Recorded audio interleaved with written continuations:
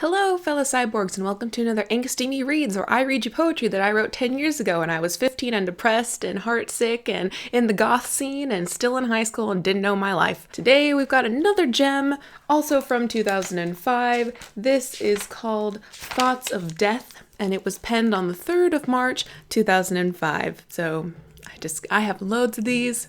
Get ready. This'll be something. Thoughts of Death. Pen rolls over paper, thoughts flow through my head. Even though this gives release, I still wish I were dead.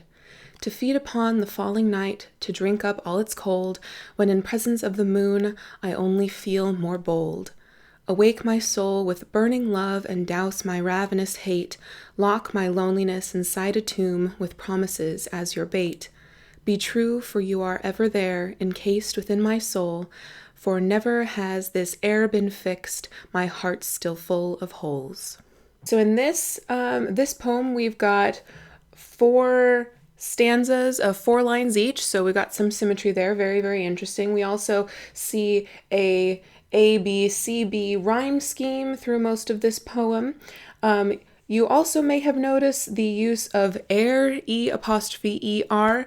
This may have come from discovering Emily Dickinson at this point in high school. Amanda did kind of get introduced to Emily Dickinson, didn't read very much, but I'm sure the, apostrophe stuff, olden days sort of language really appealed to her. This was a girl who, wanted to be a vampire and write in with, feathered quills and everything like that. In fact, I think this was like in printing, but done with a fountain pen. So, that archaic language definitely makes sense. I will give props to some of the language in here. We've got the use of the word ravenous, which, at least was polysyllabic, which was good, and not normally characteristic of the poems that Amanda did in this era of her work. And also the theme seems to be quite a bit more cohesive in this one, rather than in the first poem that was read to you, where there was a definite first half of the poem and second half of the poem that didn't really go back together very well. This imagery in here, perhaps she already is a vampire, but not. Again, when in presence of the moon, I only feel more bold. Our facts show that Amanda actually never went outside in the dark